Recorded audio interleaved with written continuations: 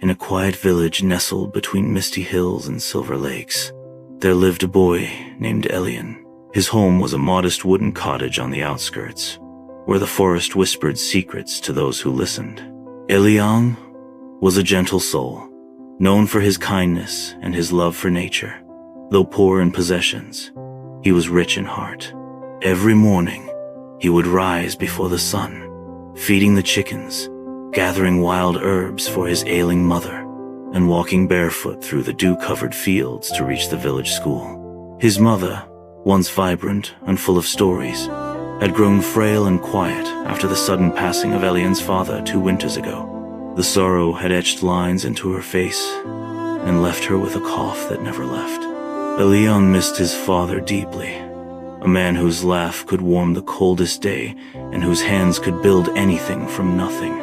He had taught Elian to be honest, to help others, and to cherish what cannot be bought. The boy remembered sitting by the fire, hearing tales of courage and kindness that shaped his dreams. But dreams were not enough to fill bellies or heal sickness. Every day, Elian watched his mother grow weaker, her eyes dimmer. He tried to smile for her, tried to be strong, but fear lived in his chest like a shadow. The village doctor came less and less, unable to offer hope. Medicine cost money, and money was something Elian had never known. Still, he refused to give up. He worked harder, studied more, hoping one day he could become someone who could help someone, who could change things, not just for himself, but for others like him. Hope, after all, was the only wealth he had left. As winter approached, the chill and the wind deepened, and so did Elian's worry. His mother's cough grew harsher, echoing through the thin cottage walls at night. He would sit beside her, holding her hand, whispering the same stories she used to tell him, hoping they might bring her peace. But peace seemed a distant shore. One cold morning, Elian decided he had to do more. He went to the village market and offered to help the vendors in exchange for food or coins. Some turned him away, but others, moved by his quiet determination, let him carry crates or sweep their stalls. A kind old baker named Marn gave him leftover bread each evening and paid him with a few copper coins every week. Elian saved every bit, tucking the coins into a small jar beneath his bed. His hands grew rough and his body tired, but he never complained. He studied at night by candlelight, reading borrowed books and scribbling notes on scraps of paper. He learned about herbs that could ease pain, about healing salves and the human heart. The teacher, Mr. Alden, noticed Elian's passion and quietly began giving him extra books and encouragement. "You have something rare in you," he told Elian one day. "Don't let it fade." But even with all his effort, Elian could not keep the illness from stealing more of his mother. One night, she took his hand, her skin as cold as the wind outside. "Promise me," she whispered, "that you'll always help others, even when it's hard. The world needs hearts like yours." Elian nodded, tears streaking his cheeks, and that night, her breath grew shallow until it faded into silence. He buried her under the tall oak near their cottage, the place she loved most, and then he was alone. The days that followed were heavy and gray. Elian moved through them like a shadow, his heart aching with the silence of the empty cottage. The laughter that once danced in the air was gone, replaced by memories that clung like mist to the walls. But grief, though strong, could not crush his promise. He remembered his mother's final words and clung to them like a lantern in the dark. He returned to the market, resumed his work, and continued his studies, though his smile was now faint and fleeting. Maughan, the baker, took notice of his sadness and began leaving warm pastries wrapped in cloth for him, saying nothing but offering a nod that meant more than words. Others in the village began to see the boy not just as a helper, but as someone worth caring for. When a farmer's child fell ill, Elian brought herbs he had gathered and crushed into tea. When an old woman slipped on ice, He helped her home, carrying her basket the whole way. Slowly, his actions began to stir something in the hearts of the villagers. They saw not just a poor boy, but a soul of quiet strength. One evening, after reading in the flickering light of a single candle, Elian stared at the ceiling and made a choice. He would become a healer not just in name, but in truth. He would find a way to study medicine, to understand the body and the pain it bore, to ease the suffering of others, so that no child would have to bury a parent without help. But dreams like that were far away, and the road would be long. Still, he rose the next morning, with purpose in his step, for hope had returned to his heart like spring after the snow. Word of Elian's kindness and knowledge began to spread beyond the village. Travelers passing through spoke of the boy who knew the woods and the ways of healing, who helped without asking for anything in return. Some came seeking him, asking for salves, teas, or simply advice. He gave what he could, never charging a coin. My mother once said kindness is a seed, he would say, and the world grows better when it's planted. Yet even as others smiled upon him, Elian knew that kindness alone could not teach him the deep things he longed to learn: how to treat wounds that bled too much, how to mend bones, how to fight the fevers that took lives without mercy. He needed real training, real knowledge, and for that, he needed to leave. It pained him to think of abandoning the forest, the oak under which his mother slept, the cottage filled with echoes, but he knew staying meant limits. The city to the north, though far and cold, held a school where healers train at. If he could get there, if he could somehow earn a place, perhaps he could fulfill his promise. Mon was the first to notice the change in Elian's gaze. One evening, as they sat by the oven's warmth, the baker placed a hand on his shoulder. "You're meant for more than this place, lad. I see it in your eyes. Go, we'll be proud of you." Others began offering what they could. An old man gave a coat, a seamstress patched his satchel, and Mr. Alden, with tears in his eyes, handed Elian a small book of anatomy and a letter of recommendation sealed with wax.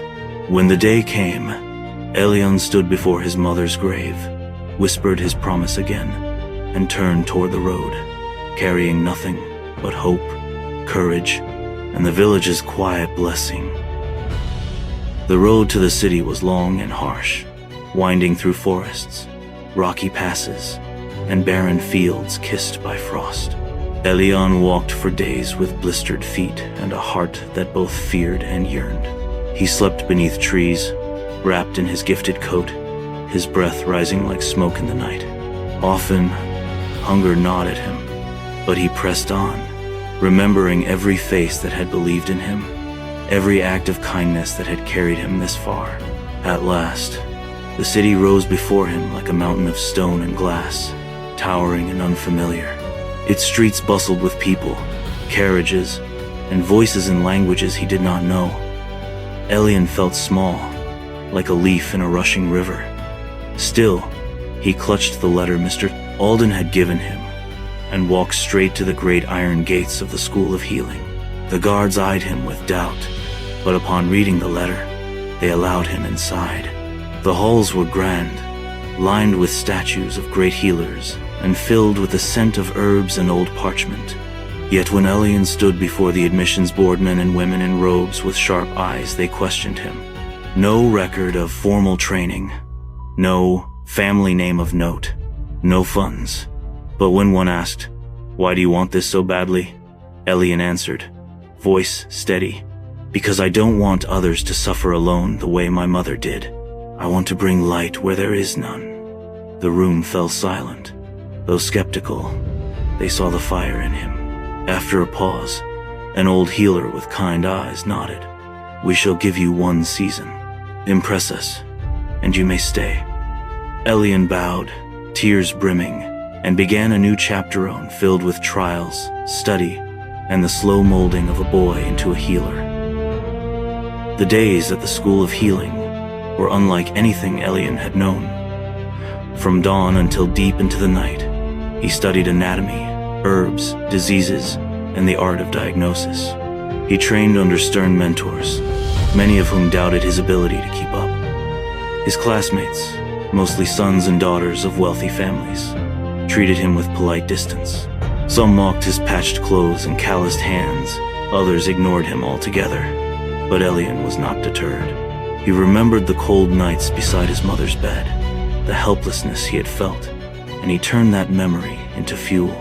He studied harder than anyone, reading every book he could find, staying up long after the halls fell silent. He asked questions when others stayed quiet. When patients were brought in for observation, he listened not only to their symptoms but to their stories. He treated them as people, not puzzles to solve. In time, some students began to notice. A girl named Anira, once aloof, began sitting beside him during lectures. She was sharp and curious, and though her life had been different, she found Elian's depth and empathy rare. Slowly, they became friends, exchanging notes and long conversations about the purpose of healing. The old healer who had allowed Elian entry master Solon watched his progress with quiet approval. Healing, he said once during a lesson, is not just of the body, but of the spirit. Many learn medicine, few learn compassion. Elian took those words to heart. As weeks turned into months, his knowledge deepened. Still, the pain of his past never left him. It lingered in the quiet hours, a reminder of the promise he carried. He wrote often to Marn and Mr. Alden, describing what he learned, always ending with, "I will not let you down." And indeed, he never did. By the end of the season, Elian had not only met the school's expectation, she had quietly surpassed them. His instructors, though rarely effusive, began to speak of his insight and attentiveness with growing respect. Master Solon, in particular, offered him a place in his private mentorship program, a rare honor granted to only a few. Elian accepted with gratitude, though humility remained rooted in him. He had come far, but he never forgot where he began. Despite his success, life in the city remained difficult. The school provided food and lodging, but little else. While others had money for extra supplies and warm clothes, Elian still patched his coat with thread and shared ink with Anira when his dried up. He often walked to the nearby public hospital on his free days, offering to help the overworked nurses and weary doctors. They were skeptical at first, but soon welcomed the boy who cleaned, assisted, and even soothed frightened children with simple stories and gentle hands. It was there, in the cramped hospital rooms filled with pain and fear, that Elian truly learned. He saw the quiet courage of mothers holding feverish infants, the grief of husbands beside pale wives, the dignity of old men facing death with tired smiles. He did what he could, offered sips of water, adjusted blankets, and, when allowed, prepared simple herbal treatments to ease discomfort. Each patient he met was another reason to continue, another reminder of why he had come. At night, when others rested, he would sit by candlelight and write letters he never sent to his mother, to his father. "I'm trying," he would write. "I'm doing what you would have wanted me to do." And though the ink would sometimes blur with tears, the words never wavered. He would not forget. He would not fail. As time passed, Elian's reputation as a compassionate and skilled healer grew. Word of his work in the hospital reached beyond the city walls, and soon people from distant towns came seeking his help. Though still a student, Elian found himself assisting in more complex cases, performing treatments under the watchful eyes of seasoned doctors. But with each new responsibility came the weight of expectation. One fateful day, a carriage arrived at the hospital, carrying a man who had been gravely injured in a farming accident. His body was covered in deep wounds, his breath ragged, and his pulse weak. Elian's hands trembled as he worked to stabilize the man, but his focus never wavered. He recalled all the lessons he had learned, all the hands that had taught him, and he poured every ounce of his knowledge into the care of this stranger. The hospital was filled with a tense quiet as Elian and the others worked together, trying to keep the man alive. Hours passed, and finally, the man's breathing steadied. He had survived, though his body would bear the marks of the injury for life. As Elian stood over him, his heart racing with the triumph of saving a life, he felt an unfamiliar pang in his chest. The man's eyes flickered open, and in a hoarse whisper he asked, "Who saved me?" Elian leaned close, his voice steady but filled with emotion. "You saved yourself through the fight inside you." The man smiled faintly, then closed his eyes, a soft sigh escaping his lips. For the first time in his life, Elian realized that healing was not always about the hands it was about the spirit of those you cared for, the strength they found even when all seemed lost. As the seasons continued, Elian's understanding of healing deepened, but he also realized that true healing came not just from restoring bodies, but from giving hope, from offering the kind of compassion that allowed others to keep going, even in their darkest moments. The years passed, and Elian's training drew to a close. He had become a skilled healer, trusted by the hospital's staff, and respected by the city's community. Still, there remained a piece of him that was restless, a feeling that the world still had so much more to teach him. One evening, as Elian walked through the city's busy streets, his eyes fell upon a small crowd gathered in front of a modest inn. Curiosity drew him closer, and he saw a woman at the center, her face pale with worry as she cradled a small child in her arms. The child's breathing was labored, and the mother's tears streaked her face. Elian approached them gently, offering his help without hesitation. "Let me see her," he said softly, kneeling to examine the child. The mother hesitated, but then placed the girl in his arms. Elian's trained hands moved quickly, assessing the child's symptoms. He knew immediately what was wrong, a severe case of pneumonia, far advanced. The child's body was too weak, and Elian's heart sank as he realized the severity of the situation. The mother was beside herself, asking if there was hope, her voice shaking with the weight of the unknown. Elian's mind raced. He had treated pneumonia many times, but this was different. This was beyond what even his training had prepared him for. The mother, sensing his uncertainty, whispered, "Please, you're our last hope." In that moment, Elian felt something shift inside him. It wasn't just his medical knowledge or his hands that mattered, it was the love, the trust, and the unspoken plea in the mother's eyes. He looked down at the fragile child and knew there was no choice but to act, no time for doubt. He gathered every ounce of his training, his intuition, and his heart, and set to work. Elian worked tirelessly through the night. The dim glow of oil lamps flickered against the walls of the inn, casting shadows on the worn wooden floor. His hands, steady now, moved with precision as he applied herbal poultices and administered the medicine he had learned over the years. His heart beat in time with the rhythm of his work, and he could feel the weight of the mother's desperate hope upon him. Every breath the child took felt like an eternity. The minutes stretched into hours, and Elian's mind raced, trying to balance what he knew with what he feared. He couldn't promise the woman success. He had no guarantee. But he couldn't give up, not when there was still a chance. The child's breathing grew softer, weaker, and Elian's resolve began to falter. "Please, just hold on," he whispered under his breath, as much to himself as to the little girl. The mother, exhausted and weary, sat beside him, her eyes filled with both trust and fear. The night dragged on, and with each passing moment, Elian fought against the rising tide of helplessness.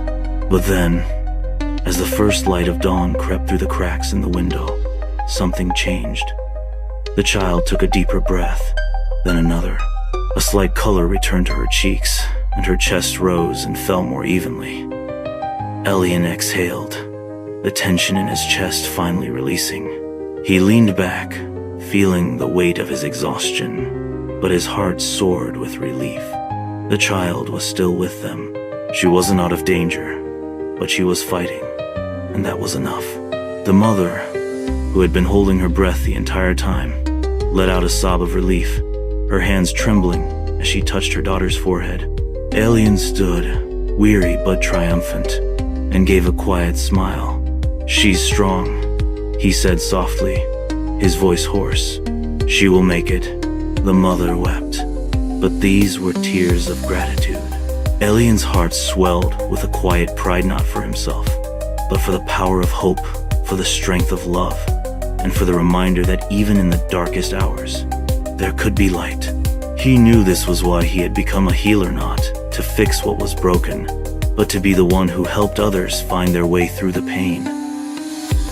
The weeks that followed were a testament to the power of healing and the resilience of the human spirit. The little girl, though still frail, began to recover. Each day, her breath grew stronger, and the color returned to her cheeks. The mother, though exhausted from the strain of the previous nights, never left her daughter's side, her love a constant presence in the room. Alien continued to visit them, bringing more medicine, offering advice, and sharing what little comfort he could. As he spent time with them, he couldn't help but feel a deeper understanding of the work he had chosen. Healing was not just about treating wounds or curing illness, it was about being present for those who needed you most. It was about offering not just your skill, but your compassion, your hope, and your strength when it seemed like there was nothing left. In the days that followed, Alien's heart grew fuller with the knowledge that he had made a difference, no matter how small, in the lives of those around him. But as his work in the city progressed, Alien was also confronted with something that gnawed at him from within. He had learned so much, and he had seen so many lives change for the better. But there were still countless people, like his mother once was, who had no access to the care they needed. There were villages and towns far from the city, where the poor still suffered without help, where the sick were left to endure alone. Alien knew that he could not stay in the city forever. He had made a promise to his mother, to himself, and to the people who needed him most. The city had been his training ground, his refuge, but it was not where he could make the greatest impact. The world beyond the city's walls called to him, and he knew his path lay in spreading the knowledge he had gained, in offering help to those who had none. One quiet evening, after his duties at the hospital had ended, Alien stood on the rooftop of the school, gazing out at the sprawling city below. The sun was setting, painting the sky in hues of orange and pink. It was a beautiful sight, and yet Alien's heart felt torn. He had learned so much, but there was so much more to do. He could no longer remain a bystander to the suffering he had witnessed. He knew what he had to do. The next morning, Alien gathered his belongings, carefully packing the few things he had: his notes, the book of anatomy given to him by Mr. Alden, and a small pouch of coins that he had saved over the years. He said his farewells to Master Solon, who offered a knowing smile. "The world is waiting for you, Alien," the old healer said. "Go, and carry what you've learned with you. You've earned your place in the world." With a final nod, Alien left the city, his heart both heavy and light. The journey ahead would not be easy. The road was long, and there would be challenges he had not yet imagined. But he was no longer the scared, grieving boy who had buried his mother under the oak tree. He was a healer, a young man with knowledge, compassion, and the promise he had made.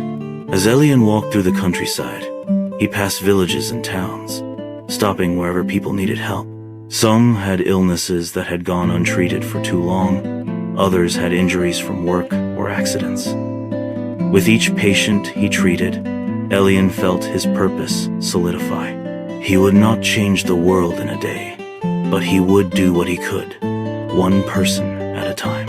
He used the herbs he had learned to identify, crafted medicines, and treated wounds. His reputation, built on the kindness and skill of his hands, grew slowly but steadily. People came from miles around to seek his help, and in return, he asked for little more than a warm bed, and the chance to ease their pain.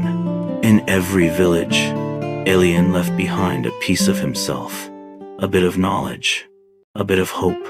He never stayed too long, always moving on to the next place, to the next person in need. His name, though known in some corners, was not as important as the difference he made. His work became his legacy. One evening, after helping a mother deliver her child in a small, humble cottage, Alien sat by the fire, exhausted but fulfilled. The child, a healthy baby boy, had been born into a world far less kind than he deserved. But Alien had given him a chance, just as he had promised his mother so long ago. As Alien sat there, looking into the flickering flames, he realized that healing was not just about treating illness. It was about offering a chance, a glimmer of hope, when the world seemed dark. And in that moment, Alien knew he had found his place in the world. It wasn't in the grandeur of a great city, or the recognition of a title. His place was with the people, those who needed him most. The road was long, and he was only one person, but he had the heart, the hands, and the promise of a better world, one life at a time. Years passed, and Alien's travels took him farther than he ever imagined. He crossed rivers and climbed mountains, traversed fields and forests, always searching for those in need of his help. He never stayed in one place for long, for the world was vast, and there was always someone, somewhere, suffering without the care they deserved. But though his feet were weary, and his body often tired, his spirit remained strong. He had long since learned that the work of a healer was never truly finished. There was always more to be done, more people to help, and more lessons to learn. One day, while resting at a small village on the outskirts of a forest, Alien was called to a house by the village elder. Inside, a man lay in a bed, his body ravaged by illness.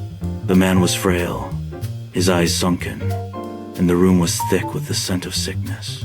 Alien knelt beside him, feeling the weight of the man's suffering as though it were his own. This illness was beyond his skill. It was a disease that had already taken root, one that Alien had encountered only a few times before, one with no known cure. But even so, Alien could not turn away. He gave what he could, comfort, pain relief, and whatever hope he could offer. The man's family gathered around him, desperate for a miracle, but Alien knew the truth. There was no miracle here. And yet, despite the certainty of the man's fate, Alien stayed with him through the night. He held his hand, spoke words of reassurance, and made the man as comfortable as possible. The family, though heartbroken, thanked Alien for his presence, for his care. When the man passed away quietly before dawn, Alien did not leave immediately. Instead, he sat with the family, offering his condolences and allowing them time to grieve. When the morning sun finally broke through the trees, Alien stood and placed his hand on the man's forehead. "You fought as long as you could," Alien whispered softly. "Rest now." It was a moment of quiet reflection, a reminder that even the most skilled healer could not save everyone. But that did not make the work any less valuable. Healing was not just about curing. It was about helping others through their darkest moments, about offering comfort when the world felt unbearably heavy. As Alien left the village that day, his heart was heavy, but his resolve remained unbroken. There would always be more to learn, more to give, and more to do. And with every life he touched, he was honoring the promise he had made to his mother all those years ago. In a remote valley surrounded by quiet hills and winding streams, Alien found a village unlike any he had seen. It was small and isolated, its people wary of strangers. The buildings were weathered by time, and the air was thick with silence. Children peeked from behind doors, and elders watched with caution as he entered. Alien, as always, offered only kindness. He approached slowly, speaking gently, offering to help without asking for anything in return. Days passed before they truly spoke to him. A child, feverish and trembling, had fallen ill, and with no one else to turn to, the villagers allowed Elian into their homes. He worked tirelessly, treating the boy, showing the villagers herbs they could gather, methods they could use even after he was gone. Slowly, the people began to trust him not because of grand gestures or promises, but because of his steady presence and his quiet compassion. As the boy recovered, Elian noticed something deeper. The village had once been vibrant, full of laughter and song, but a tragedy had struck years ago, a sickness that took many lives, leaving fear in its place. Since then, they had shut the world out, believing it safer to live quietly than to hope again. Elian listened to their stories with a heart that ached. He understood loss. He had lived it. But he also knew that healing meant more than mending bodies. It meant helping people remember how to live again. And so, he stayed longer than he usually did. He taught them what he knew how to treat common illnesses, how to care for each other, how to believe in something beyond fear. In return, they shared with him their songs, their traditions, and their slowly growing smiles. One night, as the village gathered around a fire, someone began to sing.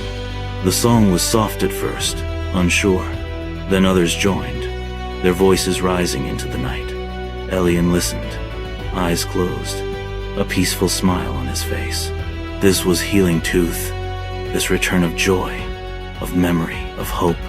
And in that moment, surrounded by warmth and music, Elian knew he had not only healed a child's fever, he had helped heal something far greater.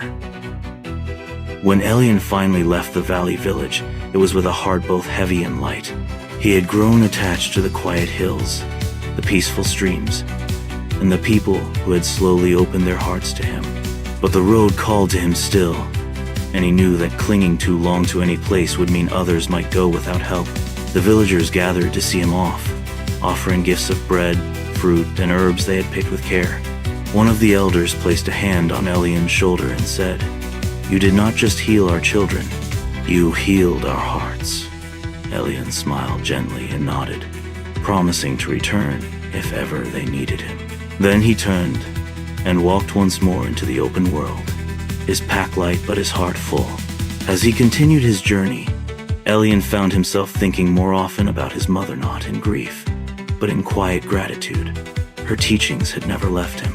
Every time he knelt to care for someone, every time he offered hope or shared knowledge, it was as though a piece of her lived through him. One afternoon, Elian arrived at a crossroads, where a weathered sign pointed in 3 directions. One path led back toward the cities, another toward the coast, and a third to a range of mountains in the distance. He paused, then took the mountain road, drawn by something unseen. Days later, he came upon a small mountain settlement where people lived simple lives, growing their own food and tending to their animals. They welcomed him warmly, offering him rest before he even spoke a word. But soon, he learned that illness had spread among them. Coughs and fevers were common, and their healer had grown old and frail. Without hesitation, Elian stepped in to help. He worked side by side with the aging healer, a gentle woman named Yara. Though her hands shook, her mind was sharp, and Elian listened to her wisdom with great respect. She taught him mountain remedies, showed him rare herbs that grew only on the cliffs, and told stories of old cures passed down through generations. In return, Elian shared his knowledge from the city and the roads he had walked. Together, they formed a bond not only of medicine, but of shared purpose, 2 healers from different worlds working as one. Weeks passed, and the mountain village began to recover. Under the care of Elian and Yara, the sick grew stronger, the children laughed again, and the shadow that illness had cast slowly lifted. Yara, though aged and weary, found new energy in Elian's presence. She often said, "You remind me of who I once was when my hands were steady and my eyes clear." Elian would smile and respond, "You are still a healer, and always will be. Your spirit teaches more than words ever could." Together, They planted a garden of healing herbs outside the village: lavender, thyme, mountain mint, and golden root, ensuring the community would have remedies for years to come. But time, as it always does, pressed forward. One morning, Elian found Yara sitting quietly beneath a large pine tree. Her eyes looked to the horizon, and she spoke in a soft, clear voice. "My journey is near its end, Elian, but I leave with peace in my heart. You came when we needed you most." Elian sat beside her, his heart heavy. "You still have more to teach," he said gently. Yara smiled. "Perhaps, but what I know now lives on in you, and through you, it will reach others I'll never meet." That evening, surrounded by the villagers she had served for decades, Yara closed her eyes and passed quietly, her hands folded across her chest. There were no cries, only silence, reverence, and a deep, abiding gratitude. Elian helped prepare her burial, placing a sprig of goldenroot in her hands. As the villagers sang a gentle farewell, he stood in quiet mourning, feeling the weight of her life and the gift she had passed on to him. Yara's absence left an ache, but also a lesson. Healing was not bound by age or hands alone. It was a torch, passed from one soul to another, lighting paths even after death. And so, with the memory of her kindness etched into his spirit, Elian remained for a time, training a few villagers in her ways. When he left, the garden they had planted bloomed behind him, and the mountains carried his steps onward once more. Elian's steps now carried the weight of many stories of lives touched, of lessons learned, of losses mourned, and hopes renewed. The road ahead was as uncertain as ever, but his purpose had never been clearer. He journeyed through forests where sunlight danced through the trees, across plains where wind whispered old songs, and into villages both quiet and bustling. Everywhere he went, he carried not only his knowledge, but the memories of those who had taught him. His mother, Master Solon, the old librarian, the children, the mothers, and most recently Yara. One spring morning, Elian reached a village that seemed newer than most, filled with young families, new homes, and freshly tilled fields. Yet for all its brightness, there was worry in the air. He soon discovered why. A mysterious fever had begun to spread among the villagers. It struck without warning, beginning with a chill and rising into relentless heat. Several had already fallen ill, and 2 elders had passed within days. Fear grew among them like a shadow. Elian wasted no time. He examined the sick, noted patterns, observed symptoms. With the help of villagers, he traced the outbreak to a nearby stream, clear to the eye, but tainted by decay from an animal that had fallen upstream. He quickly warned the village and guided them in boiling their water, cleansing containers, and isolating the sick with care and dignity. He spent long nights tending to fevers, mixing herbal brews, cooling foreheads, whispering comfort. Some did not survive, but many did. Slowly, the outbreak waned. Gratitude replaced fear, and the people looked to Elian with deep respect. But it was a young boy, no older than Elian had been when he first held his mother's hand in the rain, who gave him the gift he would never forget. The boy, small and recovering from the fever, came to Elian with a hand-drawn picture. It showed Elian standing tall, holding a glowing light, surrounded by smiling faces. "You're like a lantern," the boy said simply, "that helps people see in the dark." Elian held the drawing gently, his throat tight. It wasn't the praise he sought, but the reminder that his presence, his care, meant something to those in pain. That was why he continued, despite the sorrow, the fatigue, the endless miles, not for reward or recognition, but to be the light that others might follow through the dark. Elian stayed in the village a little longer, ensuring the sickness did not return, and that the people had what they needed to stay healthy. He taught them how to purify water, how to recognize early signs of illness, and how to care for one another in times of fear. Before he left, the villagers gathered to see him off. The boy who had drawn the picture stood at the edge of the road, holding a small satchel filled with dried herbs and wrapped in cloth. "For your journey," he said. Elian knelt, placing a hand gently on the boy's shoulder. "Thank you," he said softly. "You've already given me more than you know." As Elian walked onward, the sky above was clear and vast. The roads became quieter again, but he never felt alone. The memories of those he had helped traveled with him, a quiet chorus in his heart. In time, he reached the edge of a wide desert. The land was dry and sun-scorched, but small communities clung to life near the few wells and springs. He passed through one such place and found the people struggling with another kind of illness, not of the body, but of the spirit. Drought had ruined their crops, and they had grown tired, hopeless, weary of struggle. They did not ask for help, nor did they trust easily. But Elian did what he always did. He listened. He offered what he could: knowledge of gathering dew water, of planting drought-resistant herbs, and of creating shaded spaces to preserve moisture and protect the weak. He treated wounds from the cracked earth, sunburns and infections. But more than that, he reminded them how to hope. He shared stories of the valley where song had returned, of the mountains where a garden bloomed, of the boy who called him a lantern in the dark. The people began to smile again, not because their lives became perfect, but because someone believed they were worth helping. And that belief, like a seed in dry soil, began to grow. The desert winds were fierce, but Elian moved through them with quiet purpose. In every dry village he passed, he offered his hands, his knowledge, and most importantly, his presence. Some days were harder than others. There were moments when the heat pressed down like a weight on his shoulders, when the sight of a child's hunger or an elder's silent suffering nearly broke him. But he remembered his mother's words: "Even in the hardest places, kindness grows." And so he carried on, one step at a time. Eventually, Elian reached a larger settlement nestled near a rocky oasis.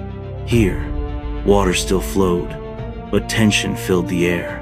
The people were divided. Some believed the water should be rationed only for the strong, while others wanted to share it freely.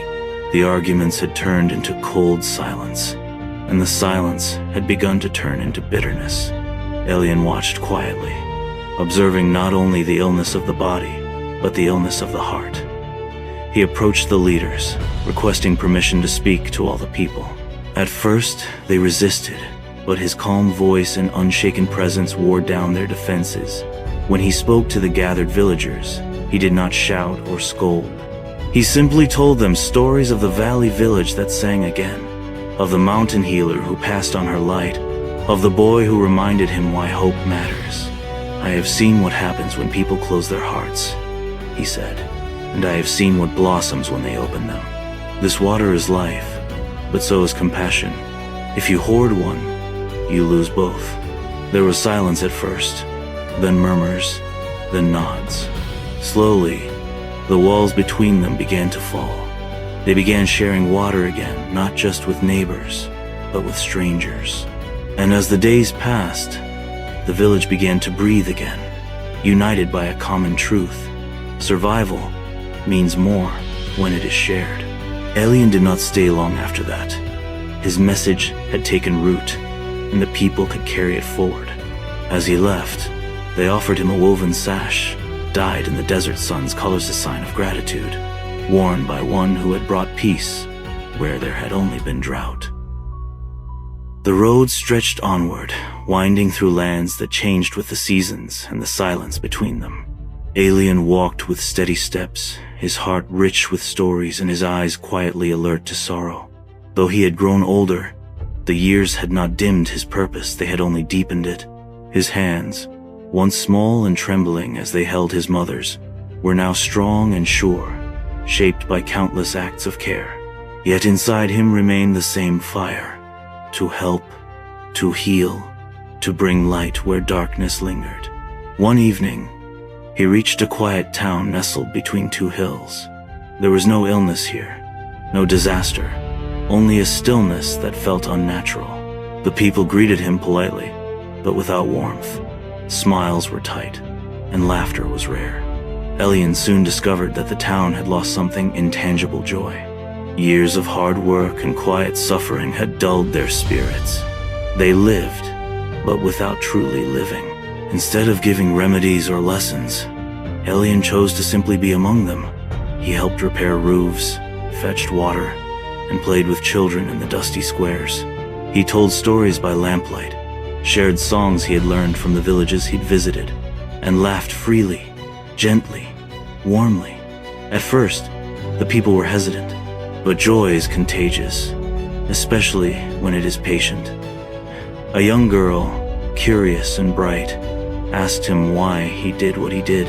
Elian looked at her and said, "Because someone once showed me kindness when I needed it most. I'm just passing it on."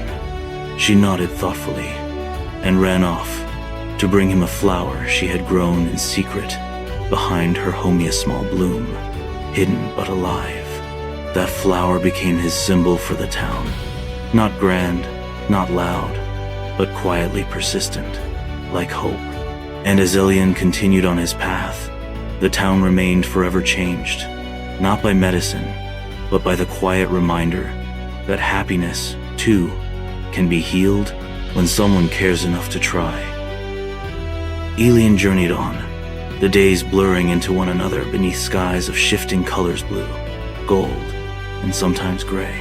Though he had helped many, he never saw himself as a savior. He was a traveler, a listener, a giver of time. What he offered wasn't perfection, it was presence. In a world filled with noise and haste, Elian slowed down to see people, to truly hear them. That, he had learned, was the beginning of healing. One autumn morning, Elian came across an elderly man sitting alone by the side of the road, staring at the horizon with weary eyes. The man said his name was Marek, and that he had lost everything: his home, his family, and even the will to keep walking. Elian sat beside him in silence, not to fix him, not to push him forward, but simply to sit. After a while, Marek said, "I used to believe the world was kind." Elian answered, "It still is, though not always loudly." They stayed there for hours, sharing stories not to impress, but to remember. By sunset, Marek stood slowly and said, "I'll walk a little farther, if you'll walk with me." So they did. For several days, the two traveled together, Elian showing him small wonders along the way: a bird nest nestled in an old tree, a patch of mushrooms after rain, the laughter of a child in a distant village. Sometimes, healing doesn't come through medicine or advice. Sometimes it comes through walking beside someone who no longer wants to walk alone. Marek, once broken, found himself standing straighter with each step, not because life had become easy, but because he no longer faced it in silence. When they finally reached a peaceful riverside town, Marek decided to stay. He turned to Elian and said, "You gave me nothing, and somehow, everything." Elian smiled and replied, "You just needed someone to remind you of your own strength." Then, with a wave and a quiet farewell, Elian stepped back onto the path once more. As Elian walked farther from the river town, the trees began to thin, and the sky seemed wider. The days were cooler now, touched by the breath of early winter. He wrapped himself in a worn but warm cloak, gifted to him by the mountain villagers long ago. Each stitch told a story, each patch a memory. He did not carry wealth, but he carried richness beyond measure: gratitude, lessons, names, and faces. He soon arrived at a village built near a wide lake. It was beautiful, but something in the air felt hushed, as if the place was holding its breath. Elian soon learned that the lake had recently taken a young boy. The villagers mourned in silence, unable to speak of it. The boy's parents had stopped coming out of their home. The village continued its daily life, but the heart of the place had dimmed. Elian did not rush in. He spent days simply walking the lakeshore, helping elders carry baskets, listening to the wind across the water. One day, he sat by the lake and began to tell a story not directly about the boy, but about loss, about his own, about a woman who had once held his hand and taught him to plant seeds even in grief. A small group gathered. Some cried quietly. Others stayed silent, but didn't walk away. The next day, he told another story, and the next, another. After a week, the boy's mother came to sit at the edge of the gathering. She didn't speak. She only listened, her hands clutched around something small. On the 10th day, she opened her hands to reveal a carved wooden boat, the last toy she had made for her son. She placed it in Elian's hands and said, "Can you help us remember without the pain?" Elian nodded, and together they floated the little boat out onto the lake. It drifted, gentle and steady, a silent tribute not only to loss but to love that remained. In time, the village began to breathe again, not because the grief vanished, but because someone had given it permission to speak. After the wooden boat drifted gently into the horizon, something in the village softened. People began to speak the boy's name again, not with fear or sorrow alone, but with warmth. They told stories of his laughter, his mischief, the way he used to race along the lake's edge and skip stones like tiny dancers across the water. Grief, Elian had come to understand, didn't leave. It changed shape, and when shared, it no longer had to be carried alone. Elian remained for several more days, walking the village paths, helping mend fences and prepare homes for the oncoming winter.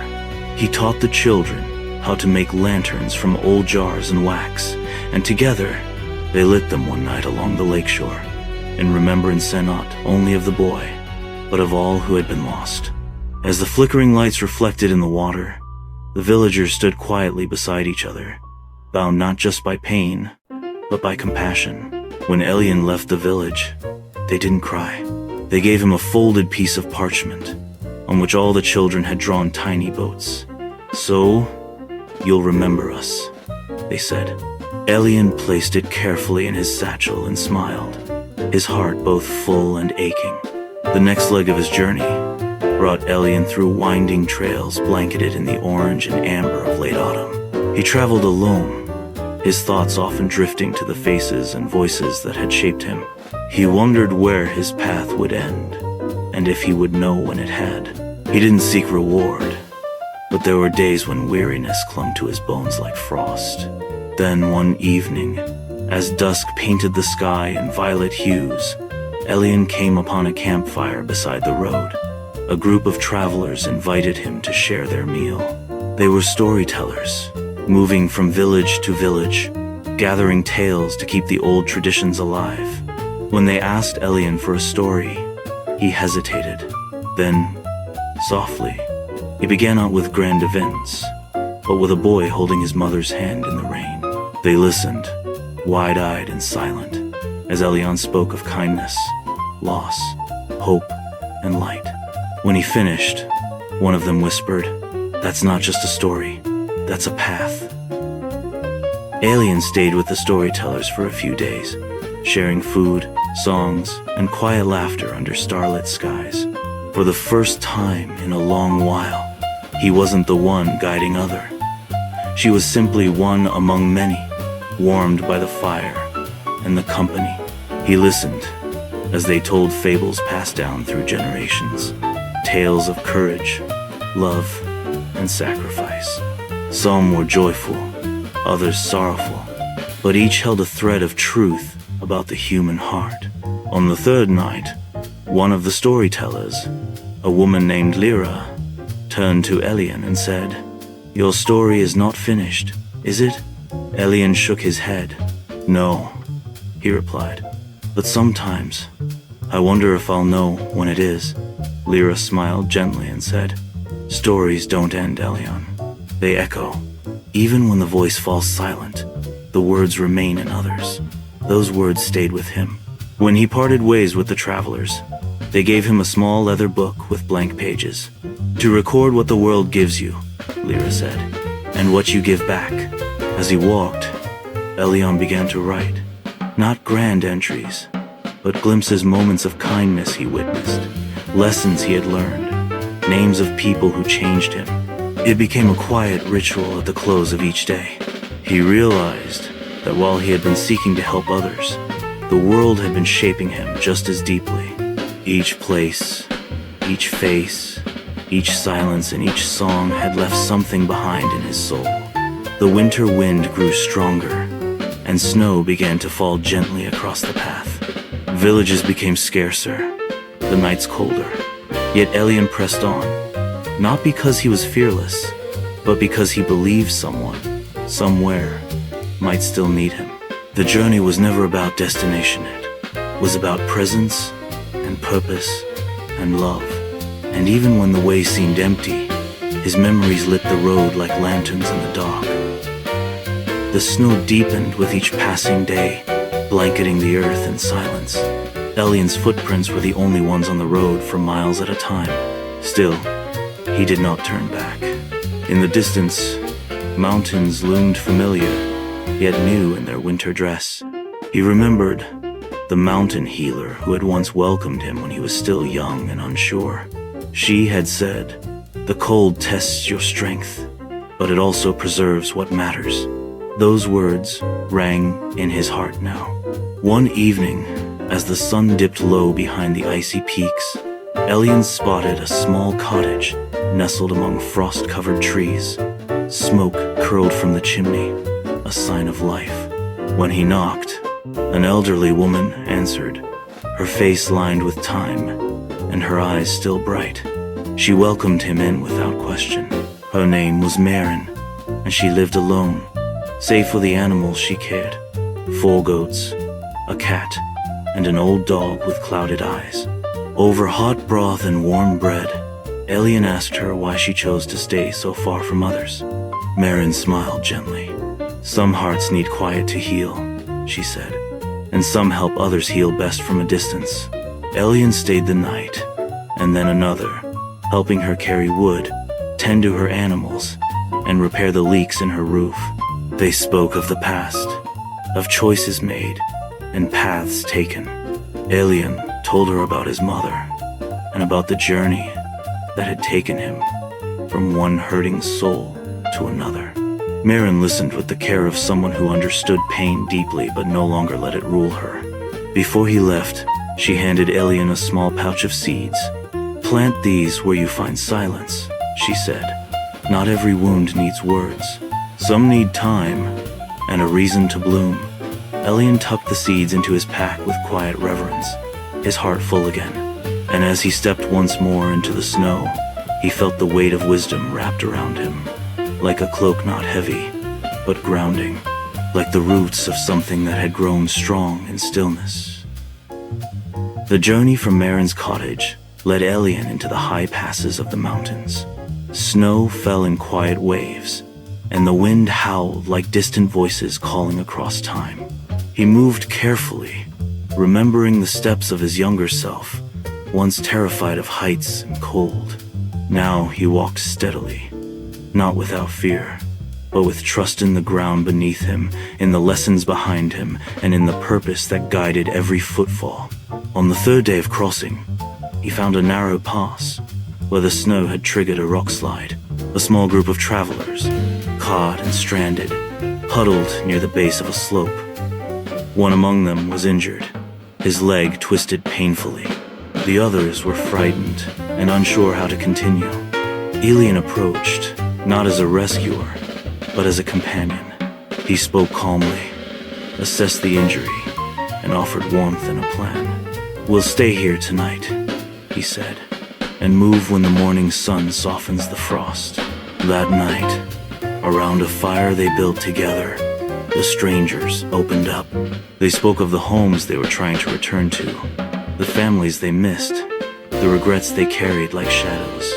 Elion shared no answers, only reflections, reminders that even in delay there can be meaning. Even in hardship, there can be connection. By morning, hope had returned to their voices. Together, they cleared a safer path and helped the injured man onto a makeshift stretcher. It was slow going, but no one was left behind. When they reached the next village, safe and whole, the travelers offered Elian coins and supplies. He declined them with a grateful smile. "I was just passing through," he said, "like the snow, like the wind." As he left, one of them called after him, "You pass through, but you leave warmth behind." Elian didn't reply. He simply raised a hand in farewell and walked on, letting their words melt into his memory like snowflakes on skin. Elian descended from the mountains as spring whispered its first promises into the land. The snow thinned, giving way to patches of green, and the rivers, once frozen, began to murmur with returning life. With every step, he felt a quiet shift not just in the season, but within himself.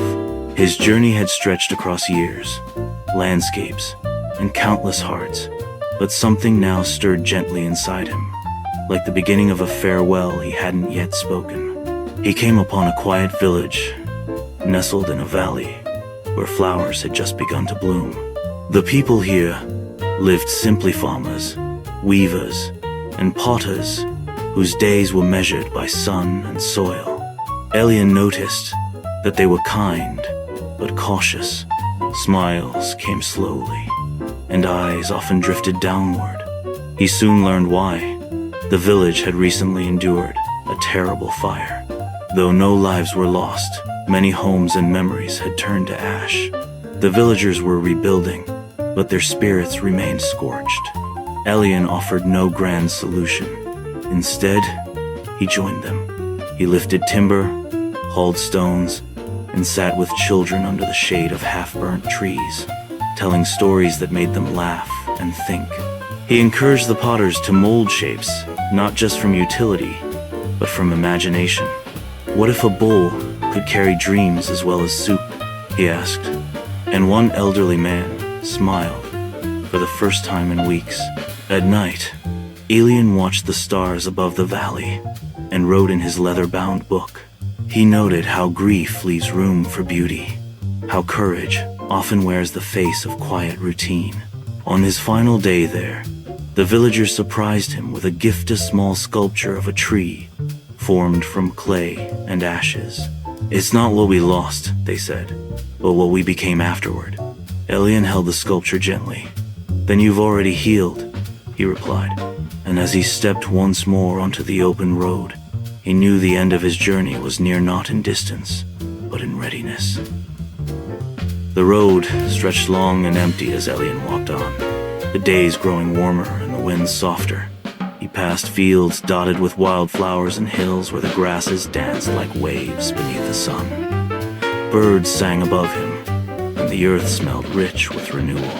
Yet even in such peace, Elian felt something stirring inside, a quiet awareness that his path was no longer just about where he was going, but what he had become. He came upon a village he hadn't planned to visit. It was small, barely more than a cluster of homes and gardens, but something about it called to him. Perhaps it was the laughter of a child echoing through the trees, or the smell of fresh bread drifting on the breeze. As he entered, a young boy ran up to him, eyes wide with curiosity. "Are you the storyteller?" the boy asked. Elian smiled. "I suppose I am." Word spread quickly, and by evening, the villagers had gathered around a fire, asking him for tales of distant places. He told them stories, not of heroes or battles, but of simple people who found strength in kindness and courage in sorrow. The villagers listened as if hearing something they had long forgotten. When he finished, they sat in thoughtful silence, the firelight reflecting in their eyes. Later that night, an elderly woman approached him quietly. "I lost my son many years ago," she whispered, "but your words brought him back to Minot, in body, but in spirit. Thank you." Elian bowed his head. "We never truly lose those we love," he said gently. "We carry them forward in how we choose to live." He stayed only a short while, but when he left, they gifted him a woven scarf dyed in the colors of sunrise. For the journey ahead, they said. Elian wrapped it around his shoulders, feeling the warmth not of fabric, but of memory and meaning. The road behind him was long, the road ahead uncertain. But for the first time, he no longer needed to know the destination. The journey itself was home. Morning came gently. The meadow glistened with dew, and the seeds Elian had planted the evening before lay cradled in soft earth, waiting for rain and time. He stood, stretched, and breathed in the air, crisp and clean. Something inside him felt still, like a lake undisturbed, not empty, just at peace. Elian walked to the river and knelt beside it. He looked at his reflection, older now, lined and weathered, but kind. A face shaped by years of walking with purpose, by pain transformed into gentleness. He thought of his mother, of her soft songs and the strength in her eyes. He thought of the many hands he had held, the stories he had carried, and the lives he had briefly touched. And he knew, deeply and finally, that none of it had been in vain. As he rose, he took from his satchel the last item he had.